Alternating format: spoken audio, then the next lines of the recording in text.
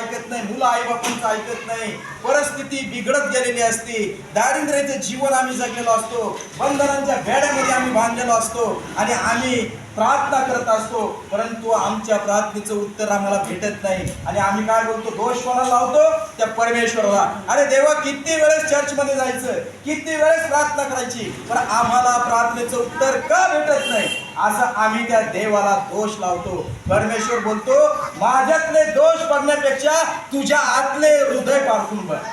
कारण परमेश्वर बोलतो, हे शरीर हे तुझं नाहीये, हे माझं मंदिर आहे आणि हे तुला मी दिलेलं काही वर्षापुरतं मर्यादित आहे. त्या शरीराचा, त्या मंदिराचा नाश करण्याचा तुम्हाला काही अधिकार नाहीये, परंतु आम्ही ते नाश करण्याचा प्रयत्न करतो आणि त्या शरीराद्वारे आमच्या जीवनामध्ये जे अपराध घडून येतात, जे पातक आमच्या जीवनामध्ये असतं, ते परमेश्वराच्या आमच्यामध्ये अडभिंतीप्रमाणे उभं राहिलेलं असतं आणि तेच पातक परमेश्वराला आमची प्रार्थनाचं उत्तर भेटू देत नाही. तेच पातक परमेश्वर आम्हाला देण्यासाठी इच्छुक असतो, परंतु आम्हाला ती गोष्ट भेटत नाही. कारण मनुष्याचं जीवन असतं कटकारस्थान करणं, एकमेकाची निंदा करणं, वाईट वागणं, काहीतरी विचित्र बोलणं, या सर्व गोष्टी घडत असतात आपल्या जीवनाद्वारे. आम्हाला ते कळत नाहीये. चालता चालता आम्ही कोणाला तरी वाईट बोलतो, वाईट बोलून आम्ही जातो आणि गेल्याच्या नंतर आम्हाला माहित नाही आम्ही वाईट बोललो, पण त्या परमेश्वराने ऐकलेलं असतं तुम्ही वाईट बोलला. तेच तुमच्या जीवनातलं पातक त्या ठिकाणी घडलेलं असतं.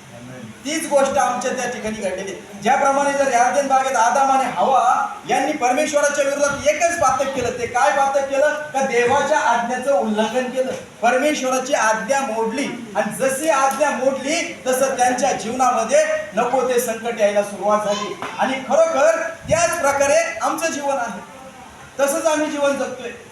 जर मी आजही उदाहरण देतो तुम्हाला, तुमच्यामध्ये परमेश्वर बोलतो का मी माझ्या स्वरूपाचं तुम्हाला बनवलेलं आहे, माझ्या प्रतिरूपाचं तुम्हाला बनवलेलं आहे.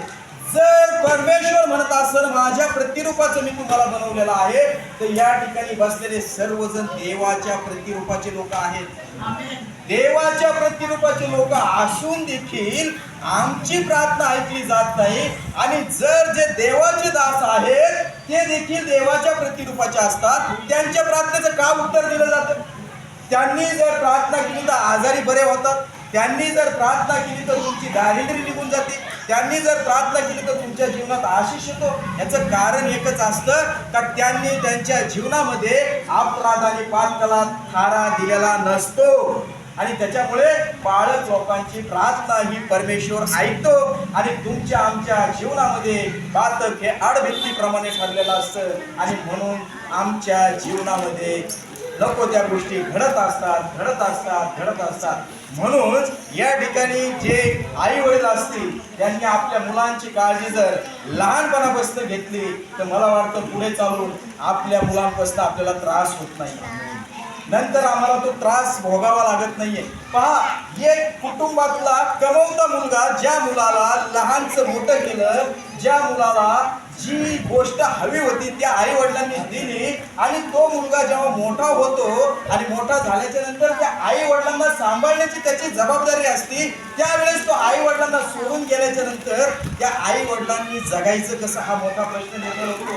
त्यांच्या जीवनाला किती वेदना होत असतील की मी छोटंसं बाळ मोठं केलं आणि मोठ्यापणी जेव्हा तो कमवून घालणार असतो तेव्हा तो आई वडिलांपासून दूर होतो, तर किती त्रास होतो त्यांना. या गोष्टीची आज आम्हाला जाण असली पाहिजे. म्हणून मी जाता तुम्हाला एवढं सांगू इच्छितो का आमचं जीवन हे प्रभूला समर्पित केलेलं जीवन असावा.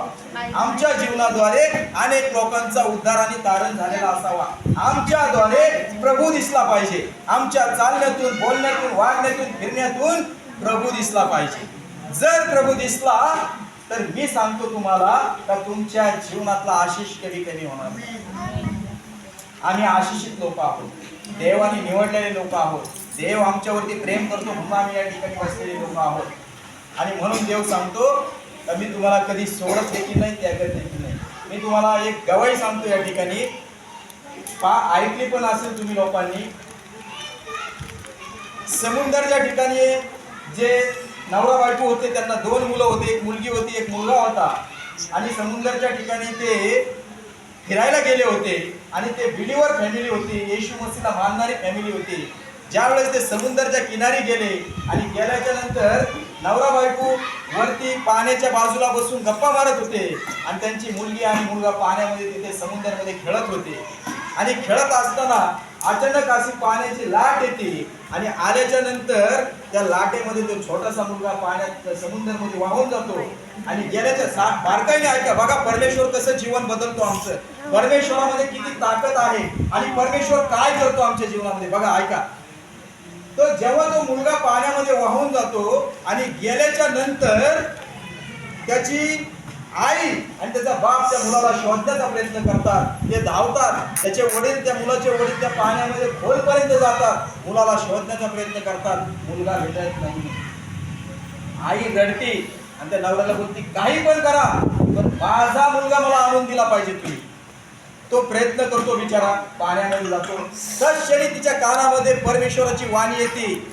आणि तिची देवाची वाणी येते उठ आणि समुद्राला आज्ञा दे काय उठ आणि समुद्राला आज्ञा दे माझा मुलगा मला परत ती उठती आणि समुद्राला आज्ञा देते समुद्र माझा मुलगा मला परत दे पुन्हा देव तिच्या कानात बोलतो तुला फक्त असंच नाही बोलायचं तुला असं बोलायचंय उठ आणि समुद्राला आज्ञा दे येशू मसीच्या नावामध्ये माझा मुलगा मला परत दे ती बाई पुन्हा ओरडती येशू मसीच्या नावामध्ये समुद्र मी तुला आज्ञा करते माझा मुलगा मला परत दे ती हळूच ओरडती पुन्हा देव तिला म्हणतो अशा आवाजात नाही अजून मोठ्या आवाजात म्हण हे समुद्र मी तुला आज्ञा करते नासरेतकर येशू मसीच्या नावामध्ये माझा मुलगा मला परत दे क्षणी समुद्रामधनं मुलाचा हात असा वरती येतो हालेलुया जसा मुलाचा हात वरती येतो ती सांगती नवऱ्याला